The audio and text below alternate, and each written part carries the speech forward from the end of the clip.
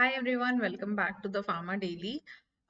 जैसा कि आप सभी जानते हैं कि हमने जीपैट की प्रिपरेशन के लिए 2024 बैच और 2025 की जो बैचेस हैं जो जीपैट एग्जाम देने वाली है उनकी ऑफिशियल प्रिपरेशन स्टार्ट कर दी है हमारे YouTube channel the pharma daily पे। तो आप रेगुलरली हमारा चैनल विजिट कर सकते हैं, हमारे चैनल को सब्सक्राइब कर सकते हैं, लाइक शेयर और कॉमेंट कर सकते हैं, क्योंकि हम आपके लिए लाने वाले हैं ढेर सारे जीपैट के वीडियोस, हर सब्जेक्ट के हर टॉपिक के बारे में जो भी आपको जीपैट के लिए पढ़ने के लिए जरूरी है। तो आइए चलते हैं हमारे इस वीडियो के अंदर, जहाँ पे हम बात करने वाले हैं desirable properties of dosage form की। तो गाइज, जो हमारा फार्मास्यूटिक्स सब्जेक्ट है, जीपैट के अंदर हमें पढ़ने की जरूरत है कि एक ड्रग क्या होता है, एक डोजेज फॉर्म क्या होता है, what are the desirable properties of dosage form, and आगे हम बात करेंगे क्लासिफिकेशन ऑफ डोजेज फॉर्म की। तो आज के टॉपिक के अंदर हम बात करने वाले हैं कौन कौन सी ऐसी प्रॉपर्टीज हैं जो हमारे डोजेज फॉर्म के अंदर होनी चाहिए, पोजेस करना चाहिए डोजेज फॉर्म को, ताकि वो स्टेबल रह सके और ताकि वो ठीक से परफॉर्म कर सके, ताकि वो हमारे पेशेंट के लिए यूजफुल बन सके। ठीक है, तो आइए चलते हैं, जानते हैं कौन कौन सी प्रॉपर्टीज है। पहली प्रॉपर्टी है गाइस केमिकल स्टेबिलिटी। तो केमिकल स्टेबिलिटी का मतलब है जो केमिकल इंटीग्रेशन है एपीआई का, एक्सिपिएंट्स का और पूरे डोजेज फॉर्म के कंटेनेंस का, वो मेंटेन करके चलना चाहिए। फॉर्मुलेशन ऐसा नहीं होना चाहिए कि केमिकल डिग्रेडेशन हो जाए, केमिकल डिकम्पोजिशन हो जाए, ये दोनों चीजों को प्रिवेंट करते हुए चलना है। अब क्या रीजन है कि हमारा जो डोजेज फॉर्म है उसकी केमिकल स्टेबिलिटी मेंटेन होनी चाहिए? रीजन ये है गाइस कि अगर किसी भी फॉर्म का, किसी भी तरीके का केमिकल डिग्रेडेशन या कोई कोई भी तरीके का केमिकल डिकम्पोजिशन हमारे डोजेज फॉर्म के अंदर हुआ, किसी टैबलेट में, सिरप में, सस्पेंशन में, तो होगा क्या कि उसकी वजह से उस डोजेज फॉर्म की या उस फॉर्मुलेशन की जो एफिकेसी है, जो थेरेप्यूटिक इफेक्टिवनेस है, वो कम हो जाएगी और साथ ही साथ चांसेस बढ़ जाएंगे उसके अंदर की जो टॉक्सिसिटी लेवल्स है वो इंक्रीज होने के। तो इसीलिए हम हमेशा से चाहते हैं कि जो केमिकल स्टेबिलिटी है, जो केमिकल ऑर्डर है हमारे डोजेज फॉर्म का, वो मेंटेन होना चाहिए। ठीक है, आगे चलते हैं, फिजिकल स्टेबिलिटी की बात करते हैं। ये पॉइंट नंबर 2 है। ये एक ऐसी प्रॉपर्टी है जो कि हमारे डोजेज फॉर्म का जो फिजिकल फॉर्म है, फिजिकल अपीयरेंस है, जिसके अंदर आता है उसका टेस्ट, उसका कलर, उसका ऑर्डर, ये सारी चीजें पूरी शेल्फ लाइफ में मेंटेन होने चाहिए। अब शेल्फ लाइफ क्या होता है? शेल्फ लाइफ गाइज हम उसे कहते हैं जो कि हमारी ड्रग का डीके टाइम होता है, the time required for the drug to decay up to 90% of its concentration। तो जब तक ड्रग का 90% कॉन्सेंट्रेशन डिके नहीं हो जाता, उस टाइम पीरियड को, मैन्युफैक्चरिंग से लेके उस टाइम पीरियड तक के टाइम को हम क्या बुलाते हैं? शेल्फ लाइफ बुलाते हैं। और ये एक्सपायरी डेट से अलग कैसे? एक्सपायरी डेट वो प्रेडिक्टेड ड्यूरेशन है गाइस जिस डेट के बाद वो ड्रग लेना हार्मफुल या फिर टॉक्सिक माना जाएगा। ठीक है, तो शेल्फ लाइफ और एक्सपायरी डेट दो अलग अलग चीजें हैं। कभी कभी हमें ऐसा लगता है कि दोनों बिल्कुल सेम है, बट इन दोनों में हमें कंफ्यूज नहीं होना है। ठीक है, आगे चलते हैं। तो अगर फिजिकल स्टेबिलिटी की बात की जाती है तो कौन कौन से प्रॉब्लम्स हैं जो डोजेज फॉर्म के अंदर आ सकते हैं? ठीक है, और कौन कौन से ऐसे इश्यूज हैं जो नहीं होने चाहिए? जैसे कि आप इस पॉइंट में देख सकते हैं, यहाँ पे क्लियरली लिखा है doses form should not undergo face separation. तो ऐसा नहीं होना चाहिए कि इमल्शन के अंदर वाटर और ऑयल का पूरा फेस सेपरेट हो गया। ठीक है, दूसरा, प्रेसिपिटेशन नहीं होना चाहिए। ड्रग का प्रेसिपिटेशन हो गया अगर with in the shelf life, तो फिर उस ड्रग को यूज करने का कोई पर्पस नहीं बनेगा। ठीक है, क्रिस्टलाइजेशन नहीं होना चाहिए। ऐसा नहीं होना चाहिए कि कोई ड्रग है और वो क्रिस्टलाइज कर गई, उसको डोजेज फॉर्म है, उसका जो सॉल्ट है, उसके जो पाउडर्स है वो पूरे क्रिस्टलाइज हो गए। ठीक है, तो उसके बाद भी वो ड्रग कोई यूज की नहीं रह जाएगी। ठीक है, तो फिजिकल स्टेबिलिटी भी हमारी ड्रग के लिए एक बहुत इंपॉर्टेंट एस्पेक्ट है, हमारे डोजेज फॉर्म की स्टेबिलिटी को मेंटेन करने के लिए एक बहुत ही इंपॉर्टेंट पॉइंट है। आगे चलते हैं गाइस, बायो अवेलेबिलिटी की बात करते हैं। तो बायो अवेलेबिलिटी आप सब लोग समझते होंगे। बायो अवेलेबिलिटी का मतलब होता है the rate and extent to which the active ingredient is absorbed in and becomes available in the site of action. तो साइट ऑफ एक्शन तक हमारा जो ड्रग है, ड्रग का जो कॉन्सेंट्रेशन है या जो एपीआई है, वो कैसे पहुंचेगा?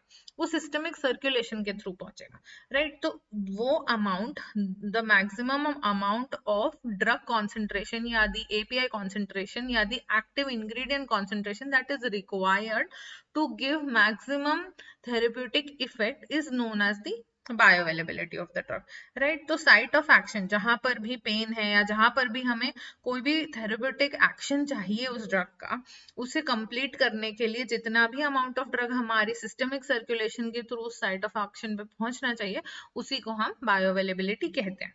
तो dosage form should enhance the bioavailability of the drug to ensure the therapeutic efficacy. मतलब डोजेज फॉर्म की प्रॉपर्टीज, डोजेज फॉर्म का जो फॉर्मुलेशन है वो इस प्रकार का होना चाहिए कि वो बायो अवेलेबिलिटी को बढ़ाने में मदद करे।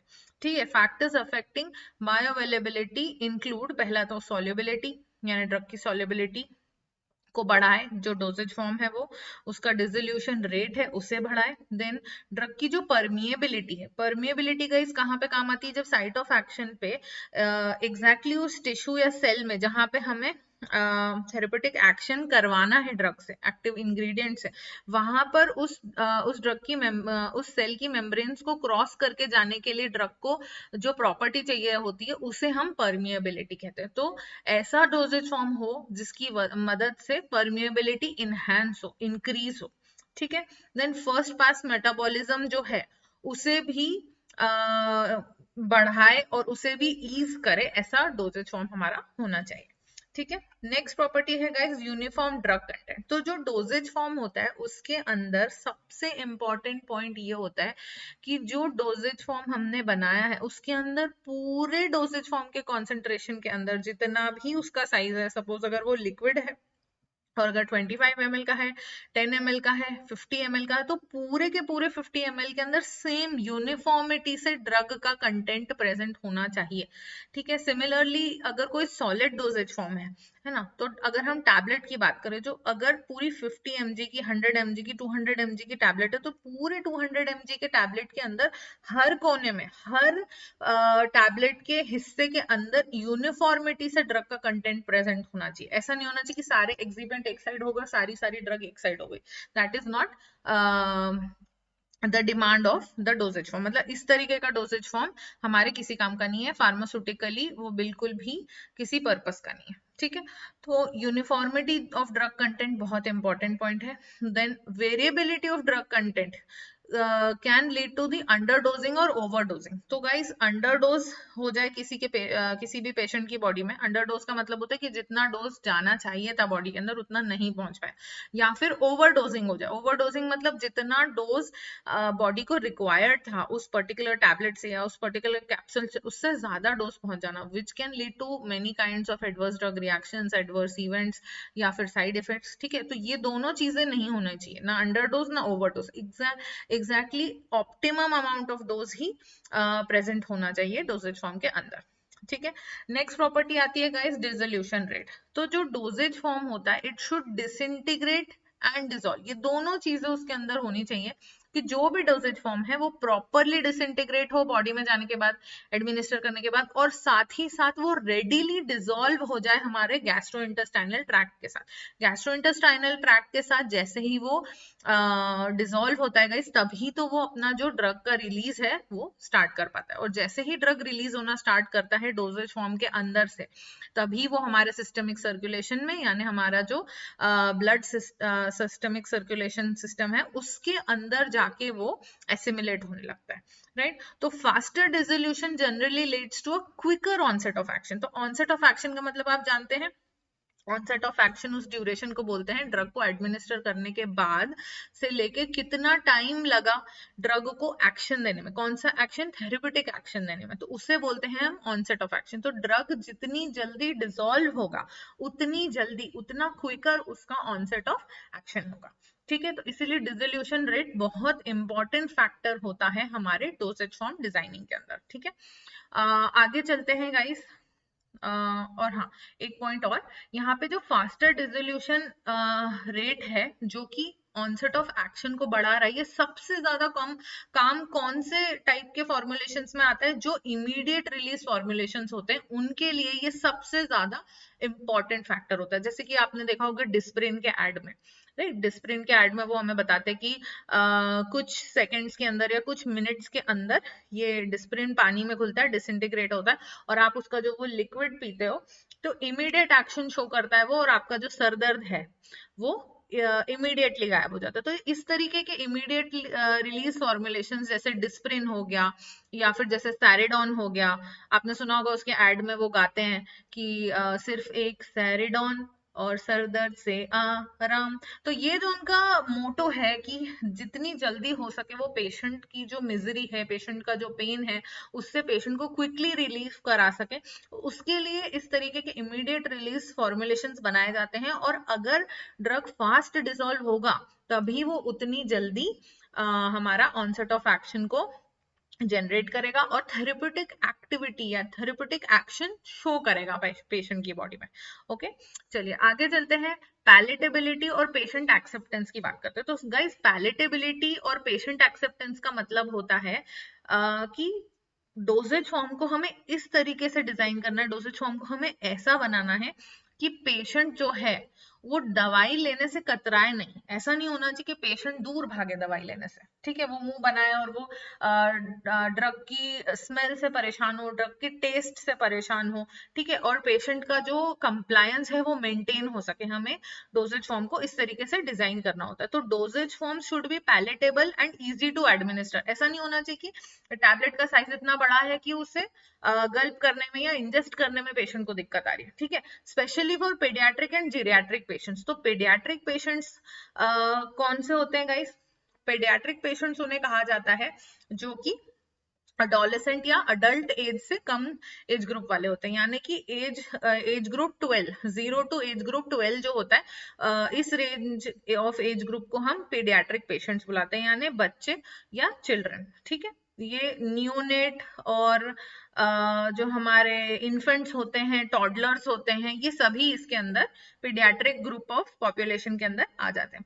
On the other hand guys, geriatric patients वो होते हैं जो ओल्ड एज पेशेंट्स होते हैं, जो 60 इयर्स ऑफ एज या 65 इयर्स ऑफ एज से अबव होते हैं, उन्हें हम जीरियाट्रिक पेशेंट्स कहते हैं, ठीक है। तो ये जो दो कैटेगरी ऑफ पेशेंट्स हैं, ये सबसे ज्यादा टेस्ट की मुश्किलें प्रेजेंट करते हैं। हमेशा टेस्ट के लिए, जो दवाई का जो टेस्ट होता है उसके लिए हमेशा ये लोग रेजिस्ट करते हैं मेडिसिन लेने से। कभी कभी ओडर से, कभी कभी जो अपीयरेंस होता है दवाई का उसकी वजह से भी ये लोग रेजिस्ट करते हैं दवाई लेने से। तो हमारा जो डोजेज फॉर्म होता है उसके अंदर हमको colour masking, taste masking, odour masking, सारी चीजों का ध्यान रखना पड़ता है ताकि ये दोनों कैटेगरी ऑफ पेशेंट्स और जितने भी नॉर्मल अडल्ट पेशेंट्स भी हैं वो सभी इजीली पैलेटेबली दवाई लेने के लिए तैयार हो जाएं, और उन्हें जब वो दवाई या जो भी मेडिसिन है या वो जो डोजेज फॉर्म एडमिनिस्टर कर रहे हैं उसे इजीली एडमिनिस्टर कर पाए, ठीक है। आगे चलते हैं, स्टेबिलिटी ऑफ फॉर्मुलेशन कंपोनेंट्स की बात करते हैं।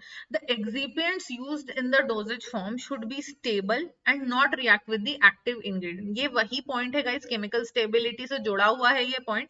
तो जैसा कि मैंने आपको शुरुआत में ही बताया था, ऐसा नहीं होना चाहिए कि आपने कोई फॉर्मुलेशन बनाया, डिजाइन किया, उसे मार्केट में भेजा और उसके बाद उस पर्टिकुलर डोजेज फॉर्म या फॉर्मुलेशन के अंदर प्रेजेंट जो दो मेन कॉन्स्टिट्यूएंट्स हैं, पहला एक्टिव फार्मास्यूटिकल इंग्रेडिएंट जिसे हम एपीआई भी कहते हैं, और दूसरा उसे बांध कर रखने वाले, उसे जोड़ कर रखने वाले या उसके केमिकल फिजिकल फॉर्म को बनाने वाले जो एक्सिपिएंट्स हैं, वो ही आपस में रिएक्ट कर गए। क्योंकि अगर हम टैबलेट की बात करेगा इस तो सब कुछ ही पाउडर है, अगर हम टैबलेट के अंदर के एपीआई की बात करें तो वो भी एक पाउडर फॉर्म है, वो भी एक सॉल्ट है, वो एक केमिकल सब्सटेंस है, और साथ ही साथ जितने भी एक्सिपिएंट्स हैं जो कि बाइंडर्स हो सकते हैं, एडहेसिव्स हो सकते हैं, बल्किंग एजेंट्स होते हैं, जो कुछ भी हमने उस टैबलेट को अच्छे से अच्छा बनाने के लिए यूज किया है एज एन एक्सिपिएंट, ऐसा नहीं होना चाहिए कि ये सारे पाउडर्स मिक्सचर बनने के बाद आपस में ही रिएक्ट कर जाए, ठीक है। तो ये चीज का भी बहुत ज्यादा ध्यान रखना जरूरी होता है। ये भी एक डिजायरेबल प्रॉपर्टी है गाइस हमारे डोजेज फॉर्म की, ठीक है। compatibility studies should be conducted to ensure that the formulation components do not compromise the drug stability। तो ऐसा प्रिवेंट करने के लिए हमें क्या करना पड़ता है? Compatibility studies. कंपैटिबिलिटी स्टडीज का क्या मतलब है? यहाँ पे हमें ऐसे स्टडीज कंडक्ट करने पड़ते हैं जो डिफाइन करते हैं कि एक्टिव फार्मास्यूटिकल इंग्रेडिएंट और एक्सिपिएंट आपस में एक दूसरे से कंपैटिबल हैं या नहीं। ऐसा तो नहीं कि इन दोनों पाउडर्स को, इन दोनों प्रोडक्ट्स को अगर हम साथ में मिला दें, एक मिक्सचर में बना दें तो ये केमिकल डिग्रेडेशन, केमिकल डिकम्पोजिशन या फिर किसी तरीके का केमिकल रिएक्शन करके कोई और तीसरा प्रोडक्ट बना ले, ठीक है। तो इसलिए कंपैटिबिलिटी स्टडीज करना बहुत इंपॉर्टेंट होता है during the dosage form designing, ठीक है। नेक्स्ट पॉइंट आता है गाइस ईज ऑफ एडमिनिस्ट्रेशन। तो डोजेज फॉर्म की एक और इंपॉर्टेंट प्रॉपर्टी ये है कि it should be convenient and easy to administer, ठीक है। तो जितने भी हमारे डोजेज फॉर्म्स हैं उनको हम अलग अलग रूट ऑफ एडमिनिस्ट्रेशन से हमारी बॉडी में अप्लाई करते हैं या एडमिनिस्टर करते हैं। रूट ऑफ एडमिनिस्ट्रेशन मतलब वो तरीका जिसके थ्रू हम बॉडी तक मेडिसिन को पहुंचा रहे हैं, चाहे वो ओरल हो सकता है, पैरेंट्रल हो सकता है, टॉपिकल हो सकता है, राइट। सॉरी। तो on the basis of that हमें मेक श्योर करना पड़ता है कि जो डोजेज फॉर्म हमने डिजाइन किया है उसको इजीली पेशेंट एडमिनिस्टर कर सके। उसका कारण क्या है, जरूरत क्या है हमें कि जो एडमिनिस्ट्रेशन है वो इजी हो। वो इसलिए जरूरी है गाइस क्योंकि अगर डिफिकल्ट वे में हम हमारे प्रोडक्ट को बॉडी तक पहुंचाएंगे तो जो पेशेंट है वो रेजिस्ट करेगा उस मेडिसिन को लेने से। तो in order to improve the patient compliance हमारे लिए बहुत ज्यादा जरूरी है कि जो डोजेज फॉर्म हो वो बहुत ही इजीली एडमिनिस्ट्रेबल हो।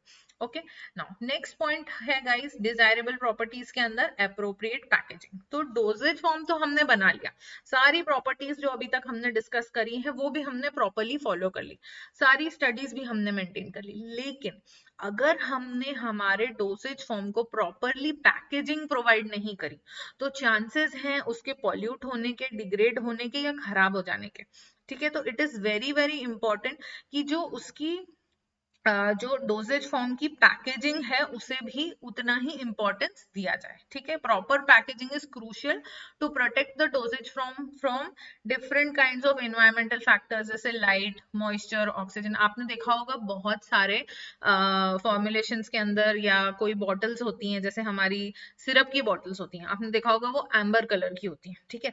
क्योंकि हम उसे यूवी प्रोटेक्शन, हम उसे सनलाइट से प्रोटेक्ट करना चाहते हैं। हम नहीं चाहते कि सनलाइट के इंटरेक्शन में या लाइट के इंटरेक्शन में आने की वजह से जो भी सॉल्यूशन है, जो भी सिरप है, लिक्चर है, सस्पेंशन है, इमल्शन है, जो भी उस बॉटल के अंदर फिल्ड है as a dosage form, as a drug, as a medicine, वो डिग्रेड नहीं हो जाना चाहिए, ठीक है, या वो सेपरेट आउट नहीं होना चाहिए, या वो प्रेसिपिटेट या क्रिस्टलाइज नहीं हो जाए लाइट की वजह से, ठीक है। तो उससे हम लाइट से बचाना चाहते हैं। देन आपने देखा होगा कैप काफी टाइट होती है और कैप के अंदर भी different kind of different kind of suitable packaging आती है जो कि बहुत ज्यादा मॉइस्चर सेंसिटिव ड्रग्स को या फिर ह्यूमिडिटी सेंसिटिव ड्रग्स को बचाने के लिए यूज की जाती है, ठीक है। तो किसी भी ड्रग को अगर हमें प्रोटेक्ट करके रखना है during its entire shelf life तो बहुत जरूरी है कि हम हमारी ड्रग का या डोसेज फॉर्म का, फॉर्मुलेशन का प्रॉपर पैकेजिंग बनाएं, ठीक है। Now it also increases the chances of having a stable shelf life. Okay, now next point is manufacturability and cost effectiveness. तो बहुत ज्यादा जरूरी है कि जो हमारा डोजेज फॉर्म है वो स्केलेबल होना चाहिए, मैन्युफैक्चरेबल होना चाहिए और कमर्शियल स्केल पे ये बहुत इजी पोर्टेबल होना चाहिए या फिर स्केलेबल होना चाहिए, ठीक है। Then coming to the production process, वो भी कॉस्ट इफेक्टिव होना चाहिए ताकि जितने भी डोजेज फॉर्म्स हैं, जैसे कि टैबलेट, आपने देखा होगा कि 70% of the market is tablet, ठीक है। बचे हुए जितने भी डोजेज फॉर्म्स या फॉर्मुलेशंस हैं वो सिर्फ 30% ऑफ द मार्केट है, क्योंकि उन्हें बनाने के लिए बहुत ज्यादा कॉस्ट लगता है, बहुत ज्यादा लेबर, मैन पावर, मशीनरी लगती है टैबलेट्स बनाने में और टैबलेट्स कॉन्स्टिट्यूट करने में, डिजाइन करने में, फॉर्मुलेट करने में काफी कम अमाउंट ऑफ मनी और अमाउंट ऑफ जो है प्री रिक्वेसाइट लगता है। ओके, आगे चलते हैं कंपैटिबिलिटी एंड पेशेंट कंडीशंस। तो dosage forms should be suitable for patients with specific condition. जैसे कोई लैक्टोज फ्री फॉर्मुलेशन या लैक्टोज इंटॉलरेंट कोई पेशेंट है तो उसके लिए स्पेशली एक लैक्टोज फ्री फॉर्मुलेशन बनाना हमारे लिए जरूरी है। तो कंपैटिबिलिटी के यानी पेशेंट कंपैटिबिलिटी के बेसिस पर भी हमें डोजेज फॉर्म्स को डिजाइन करना पड़ता है। और आगे चलते हैं, they should also accommodate patient special needs. ठीक है, जैसे अगर किसी पेशेंट को, किसी स्पेसिफिक पेशेंट के अंदर कोई जीन की कमी है, कोई विटामिन की डेफिशिएंसी, किसी मिनरल की डेफिशिएंसी है, किसी आयरन की डेफिशिएंसी है, तो इट इज वेरी नेसेसरी कि पेशेंट स्पेसिफिक डोजेज फॉर्म्स भी हम डिजाइन करें। ओके, लास्ट पॉइंट है गाइस, ईज ऑफ आइडेंटिफिकेशन। तो जो डोजेज फॉर्म्स होते हैं, they should be easily be distinguishable to prevent medication errors. ऐसा नहीं होना चाहिए कि 2-3 टैबलेट्स हैं वो बिल्कुल सेम दिखती हैं, उनके बीच का जो डिजाइन है वो भी एकदम सेम है, और उनके ऊपर कोई अल्फाबेट प्रिंटेड है वो भी सेम है, उनका कलर भी सेम है।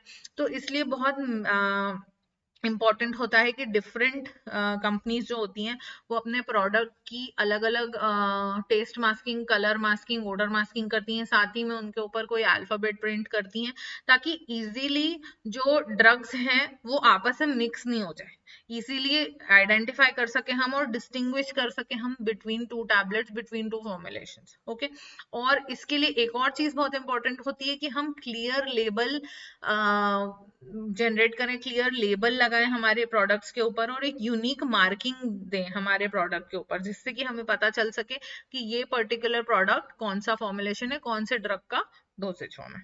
Okay, so I hope guys आज का ये जो वीडियो है आपके लिए बहुत यूजफुल रहा होगा।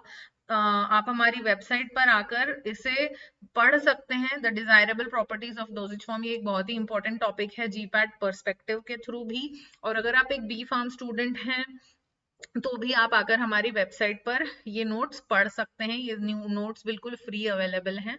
और अगर आप चाहते हैं कि हम लोग और ऐसे यूट्यूब वीडियोस बनाएं और आपको बहुत सारी एक्सप्लेनेटरी इंफॉर्मेशन प्रोवाइड करें, तो आप प्लीज हमारे इस चैनल को सब्सक्राइब करिए, लाइक, शेयर और कमेंट करिए, और कमेंट सेक्शन में मुझे ये भी बताइए कि आपको ये वीडियो कैसा लगा, और कौन से ऐसे टॉपिक्स हैं जो आपको टफ लगते हैं जीपैट पर्सपेक्टिव से और आपकी बी फार्म सिलेबस के पर्सपेक्टिव से, ताकि मुझे एक रेंज मिल पाए कि मैं कौन कौन से टॉपिक्स के नए वीडियोस आपके लिए लेकर आऊं। Okay, thank you so much, bye.